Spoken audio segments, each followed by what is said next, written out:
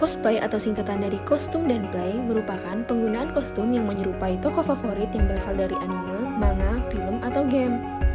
Masuknya budaya cosplay dari Jepang ke Indonesia biasanya mengalami transformasi untuk menyesuaikan dengan kebudayaan di Indonesia.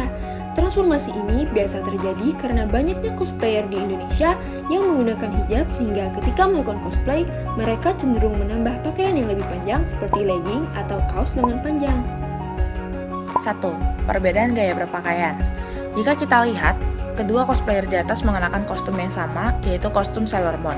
Namun, terdapat perbedaan tampak jelas di keduanya, di mana pada cosplayer Jepang, mereka mengenakan kostum yang mirip dengan anime Sailor Moon, yaitu rok dengan potongan yang pendek dan lebih terbuka. Berbeda dengan cosplayer yang berasal dari Indonesia, dikarenakan ia mengenakan hijab, maka ia melakukan sedikit modifikasi pada kostumnya, sehingga kostum Sailor Moon yang dipakai dapat menutupi tubuhnya. 2. Perbedaan gaya rambut. Meskipun menggunakan kostum yang sama, namun terdapat perbedaan gaya rambut. Pada cosplayer Jepang, mereka biasa menggunakan rambut asli atau wig untuk mengikuti gaya rambut sesuai dengan karakter manga yang di-cosplay.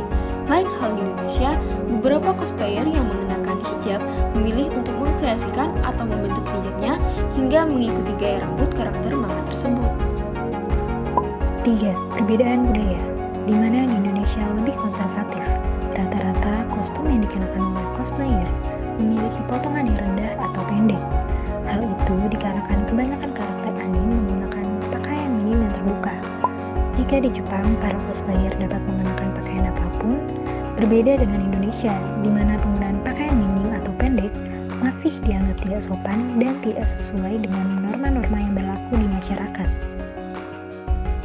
4. Di Jepang, penggunaan kostum menyerupai karakter anime atau cosplay bukanlah hal yang asing lagi. Mereka biasa mengenakan pakaian ini sebagai pakaian sehari-hari. Gaya berpakaian seperti cosplayer ini bahkan dapat kita temui di hari-hari biasa.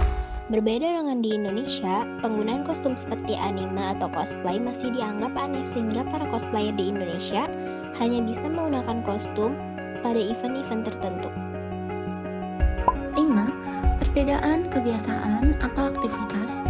Di Indonesia, mencari cosplayer bisa dijadikan sebuah pekerjaan, sedangkan para cosplayer Jepang jarang mendapatkan bayaran karena bukan menjadi tradisi bisnis mereka.